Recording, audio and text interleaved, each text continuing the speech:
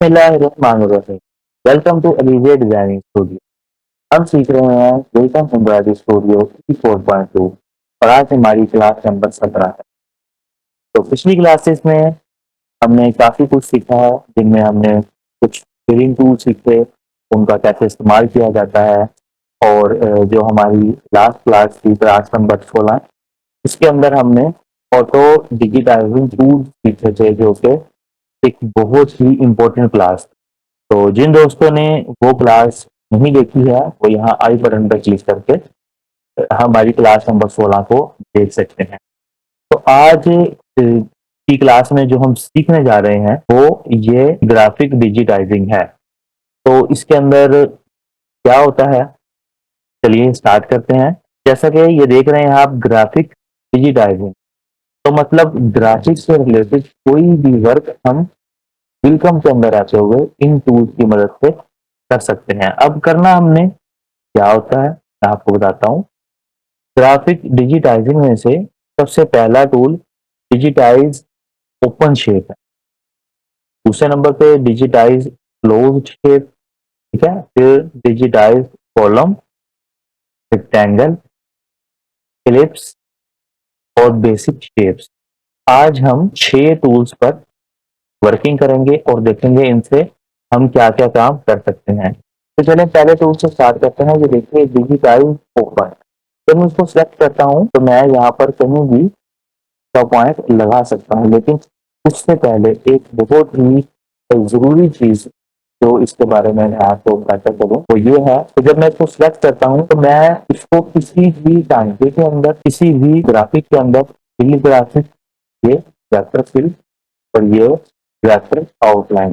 तो अगर हम तो वेक्टर के में ड्रा करना चाहते हैं तो हम यहाँ से वेक्टर को सिलेक्ट करेंगे, और अगर हम चाहते हैं कि हम इसको सिलेक्ट करते हुए किसी भी एक टांके को इसमें से हम लगाएं, तो हम यहाँ पर कोई भी टांका ही सिलेक्ट कर सकते हैं। जैसे कि अभी अभी मैंने इसको यहाँ से सिलेक्ट किया है, तो मैं यहाँ पर इसे ये रन, जो हमारा रनिंग टूल है, मैं उसको सिलेक्ट करता हूँ और यहाँ पर सिंपली ये देखिए ड्रा करता हूँ। ये एंटर प्रेस करता हूँ तो ये देखिए जिस तरह से आप रनिंग को लगाते थे, ये बिल्कुल सेम इसी तरह से यहाँ पर रनिंग को लगा दिया। और अगर दोबारा से मैं इसको सेलेक्ट करके यहाँ पे इसे कैल्कुलेटर रन में बनाता हूँ तो ये देखिए इसने इसको कैल्कुलेटर रन में बना दिया है। और बिल्कुल इसी तरह अगर मैं इसको पेपर रन या बैक स्टिच में बनाता हूँ तो ये देखिए यहाँ पर इसे बैक स्टिच में बना दिया है। अब इसी तरह मैं इसको सिलेक्ट करते हुए ये स्टेम स्टिच, मोटिव या किसी में भी मैं इसको अगर बनाऊंगा तो सिंपली मैं यहाँ से तो ओपन शेप को, अब आप देख रहे हैं किसी का ओपन शेप, इसका नाम ओपन शेप क्यों है। देखिए इसको यहाँ पे मैं रन पे प्रेस करता है तो ये देखिए मैंने यहाँ पर इसको, ये इसका पहला पॉइंट लगाया था और ये दूसरा पॉइंट लगाया है। इसने इन जो हमारी जो भी एक शेप बनी है उसको क्लोज नहीं किया, उसे बंद नहीं किया। तो इसलिए इसका मतलब, इसका नाम डिजिटाइज ओपन शेप है। और इसका मतलब ये है कि अगर हम इसके जरिए कोई भी शेप बनाते हैं, कोई भी टांके से शेप बनाते हैं, इवन कि हम अगर इसको एक वेक्टर शेप भी बनाते हैं तो भी ये हमारी ओपन शेप ही बनेगी। अगर हम चाहते हैं कि हमारी ये जो हमने रनिंग वगैरह लगाई है सारी, तो मैं इन टांकों को यूज नहीं करना चाहता, मैं जस्ट एक ड्राइंग बनाना चाहता हूँ जो कि मेरा डिजाइन, मतलब जो मैंने टांके लगाए हैं वो टांके नजर ना आए, सिर्फ और सिर्फ डिजाइन ही नजर आए। जैसा कि अब ये मैंने यहाँ पर इसकी ओपन डिजिटाइज की मदद से ये शेप्स कुछ बनाई थी। अगर मैं इसको तो ड्राइंग इसकी यहाँ से करता हूँ तो ये देखिए तो आउटलाइन और स्टिचेस, तो मैं यहाँ से टू व्यू और स्टिचेस को बंद करता हूँ तो ये देखिए यहाँ पर ड्राइंग नजर आ रही है ऐसे।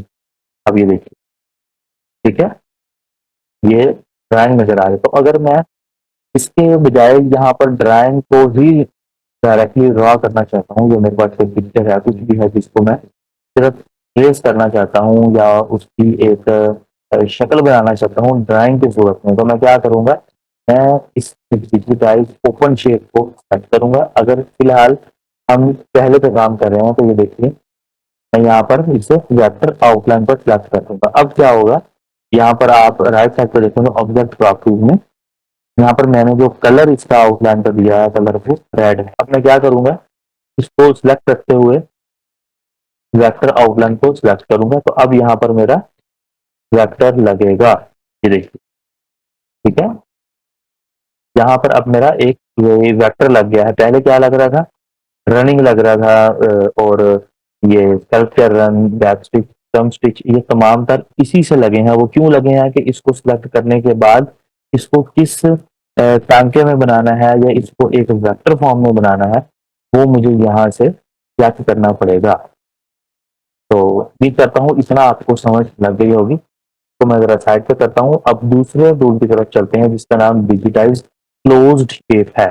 अब ये एक, जैसे कि इसकी तस्वीर से भी वाज़ेह है कि ये एक ओपन शेप है, ठीक है, और ये क्लोज शेप है। तो क्लोज शेप क्या करती है, देखिए मैंने यहाँ से वेक्टर को ही सिलेक्ट किया हुआ है। अब मैं इसको देखिए यहाँ से बना रहा हूँ, जैसे ही मैं स्पेस या एंटर प्रेस करता हूँ तो इसकी शेप ऑटोमेटिकली बंद हो जाती है, जो कि इसके नाम से भी जाहिर है, डिजिटाइज क्लोज्ड शेप। मतलब कि मैं कोई भी शेप बनाऊंगा, जब मैं पहले पॉइंट के बाद उसे जहां मर्जी ड्रा करूं, तो लेकिन जब मैं आखिरी पॉइंट के बाद एंटर या स्पेस प्रेस करूंगा तो वो शेप क्लोज हो जाएगी। वो कब क्लोज होगी, जब मैंने इस डिजिटाइज क्लोज शेप टूल को यूज किया होगा। अब मैं इसको क्लोज डिजिटाइज टूल को यूज करते हुए आउटलाइन को सेलेक्ट करता हूँ वापस से, क्योंकि देखिए यहाँ पे मैं एंटर या स्पेस प्रेस करने लगा हूँ, फिर देखिए शेप ऑटोमेटिकली क्लोज हो गई है। तो कई बार होता है कि हमें कुछ चीज़ें ऐसी बनानी होती हैं कि जो हमें क्लोज पॉइंट चाहिए होता है, तो वहाँ पर हम इससे बड़ी इजीली अपनी पेंटिंग कर सकते हैं। तो चलें अब आगे की तरफ बढ़ते हैं। तो ये हमारा डिजिटाइज कॉलम है, मैं इसको रनिंग में ही सिलेक्ट रखता हूँ, ये देखिए ठीक है। अब अगर आपको याद होगा तो ये है कि जैसे हमने कॉलम ए पर प्रैक्टिस की थी, ठीक है, जैसे हमने कॉलम ए पर प्रैक्टिस की थी, जो तीन डिफरेंस जैसे दिखा है डिजिटाइज कॉलम। अब मैं इसको लिखिए पॉइंट वन, पॉइंट टू, इसको हम साइड वन और साइड टू साथ साथ लेकर चलते थे, ठीक है। ये देखिए अब ये यहाँ पर क्या बना रहा है, तो आउटलाइन में बना रहा है, क्योंकि मैंने इसको आउटलाइन में सिलेक्ट किया हुआ है। तो अब देखिए इसको मैं खत्म नहीं करता, तो मैं यहाँ पे रखता हूँ।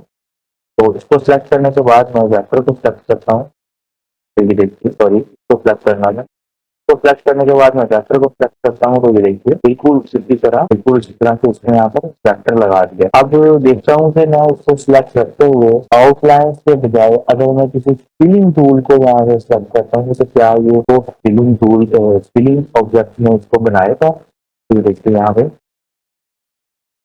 फिल ऑब्जेक्ट में पैटर्न को सिलेक्ट करके यहाँ पर इसको बनाया था, किससे, डिजिटाइज कॉलम से। तो उसने यहाँ पर उसको पैटर्न को बना दिया है, ठीक है। ये देखिए अगर आप इसको रीशेप भी करके देखते हैं तो इसके डाल के बिल्कुल सेम टू सेम ऐसे ही है जैसे कि हमने इसको कॉलम के ऊपर बनाया, ठीक है। तो इसके बाद जो हमारी एक हमारा टूल आता है उसका नाम है रेक्टेंगल। रेक्टेंगल मतलब कि और एक आप डिब्बा कह लें, जिसको आप एक स्क्वायर कह सकते हैं, ऐसा सा। तो इसके जो इसको ड्रा करने का दो तरीके हैं। एक तो ये तो सिंपली मैं इसको ड्रा करता हूँ, और इसके लिए भी वही सिस्टम है सेम टू सेम टांकों का, जो कि इन तीन टूल्स का था। रेक्टेंगल को सेलेक्ट करते हुए अगर मैं यहाँ से रनिंग को आउटलाइन टूल में से किसी एक को सेलेक्ट करता हूँ तो ये उसमें बना देगा। अगर मैं फिलिंग में से किसी को सिलेक्ट करता हूँ तो ये फिलिंग में बना देगा। और अगर मैं चाहता हूँ कि यहाँ पर मेरा ये जो वेक्टर है उसमें बनाऊँ या एक फिल वेक्टर में बनाऊँ तो ये उसमें भी बना देगा। तो ये कैसे बनाएगा, ये देखिए सेम वही तरीका है जो कि पहले तीन टूल्स का था। रेक्टेंगल को सिलेक्ट करने के बाद मैं चाहता हूँ कि मैं उसको इस बैक स्टिच में बनाऊँ, तो ये देखिए एक पॉइंट को सिलेक्ट किया। अब मैं जहां मर्जी जितना भी चाहूँ एक स्क्वायर जो है मेरा, एक जैसी भी मैं शेप चाहूँ एक डिब्बे की शक्ल की, तो मैं उसे यहाँ ड्रा कर सकता हूँ। ये देखिए, मैंने यहाँ पर बैक स्टिच को सेलेक्ट किया था, तो जहाँ पर मैंने उस बैक स्टिच का डिब्बा बना दिया है। अब मैं दोबारा से इसको सेलेक्ट करता हूँ और यहाँ पे साटन को सेलेक्ट करूँगा। तो ये देखिए, अगर इसको मैं ऐसे ड्रा करता हूँ, तो ये देखिए इसने इसको पैटर्न में बना दिया है। अगर मैं इसी को दोबारा से सेलेक्ट करता हूँ और यहाँ से वेक्टर को सेलेक्ट करता हूँ, तो ये देखिए इसने वेक्टर में बना दिया। अब यहाँ पर समझने वाली एक और चीज़ है कि हमारे पास ये एक वेक्टर फिल है। तो मैं इसको सेलेक्ट करता हूँ, वेक्टर फिल को सेलेक्ट करता हूँ।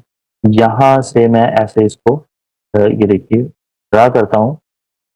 तो ये देखिए अभी यहाँ पर ये वेक्टर आउटलाइन है, जबकि यहाँ पर ये वेक्टर फिल है। तो वेक्टर फिल पे करता हूँ तो ये वेक्टर फिल में कन्वर्ट हो जाता है। इसमें मैं अपनी मर्जी के मुताबिक कोई भी कलर दे सकता हूँ। इसको फिर से दोबारा सेलेक्ट करता हूँ, वेक्टर फिल को सिलेक्ट करता हूँ। पहले क्या था कि मैंने वेक्टर फिल को सिलेक्ट किया था, लेकिन सिर्फ और सिर्फ इसकी आउटलाइन ही लगी थी। वो क्यों यहाँ पे ये देखें, अगर आप वेक्टर प्रॉपर्टीज में इसकी आउटलाइन का तो कलर दिया हुआ है, लेकिन नो फिल यहाँ पे लिखा हुआ है। तो मैं यहाँ इसको फिल कर लेता हूँ। मैं चाहता हूँ कि मेरी आउटलाइन रेड कलर की हो और जो मेरी फिलिंग है, जो भी मेरा एक ऑब्जेक्ट इसमें बना हुआ है, इसके अंदर कलर कौन सा फिल होगा, सॉलिड कलर जिसे आप कह देंगे वेक्टर फॉर्म में। तो ये देखिए अब मैं इसको यहाँ से ड्रॉ करता हूँ। ये देखिए मैं कलर को करके यहाँ से तो ओके करता हूँ।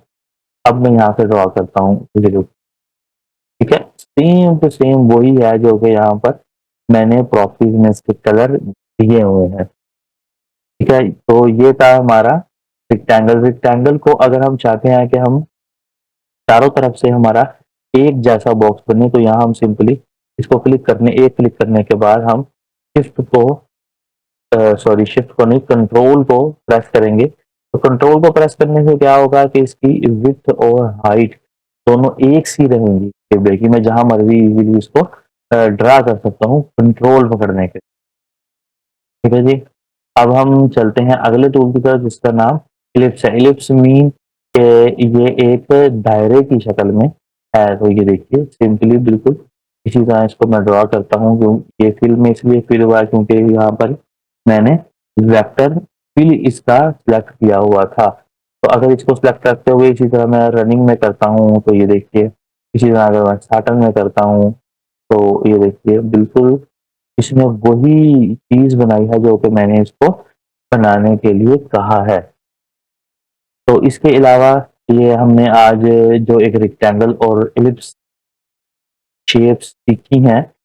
तो अब इसके आगे एक और जो ऑप्शन होता है वो होता है बेसिक शेप। इसके अंदर हमारी मुख्तलिफ किस्म की ना शेप्स होती हैं जो कि हमारी डिजिटाइजिंग के लिए बहुत ज़रूरी होती हैं। हमें डिजिटाइजिंग के लिए मुख्तलिफ किस्म की शेप्स चाहिए होती हैं। हमने कोई लोगो बनाना होता है, लोगो पंच करना होता है, तो हमें उसके लिए कोई एक डिज़ाइन या एक वो आप कह लें कि कोई बैच स्टाइल नहीं मिल रहा होता। तो यहाँ पर आप देख सकते हैं कि इसका नाम बेसिक शेप्स है। ये ग्राफिक डिजिटाइजिंग जो टूल्स हैं उसके अंदर छठे नंबर पर ये बेसिक शेप्स मौजूद है। इसे आप क्लिक करके यहाँ से कोई भी शेप को सेलेक्ट कर सकते हैं और बाहर आकर इजीली ये कंट्रोल पकड़ के मैं इसको ड्रॉ करता हूँ ताकि इसकी विड्थ और हाइट में कोई फर्क नहीं रहे। तो ये देखिए ये इसने यहाँ पर एक फिल ऑब्जेक्ट बना दिया है।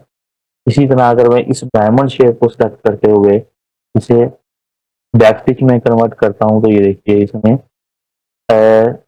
ये देखिए इसने इसको यहाँ पर क्या कर दिया है, एक तो बैक स्टिच में डायमंड शेप बना दिया। फिर से मैं यहाँ पर एक शेप को सिलेक्ट करता हूँ हार्ट शेप, और मैं चाहता हूँ कि मैं इसको सिर्फ और सिर्फ वेक्टर लाइन में ही बनाऊँ। तो यहाँ से मैं वेक्टर लाइन को सिलेक्ट करूंगा और ये देखिए यहाँ पर ये आ गया है। अब इसको मैं अगर यहाँ से सॉलिड फिल को क्रॉस करके टिक करता हूँ, तो ये देखिए हमारे पास हार्ट शेप इसकी बन चुकी है।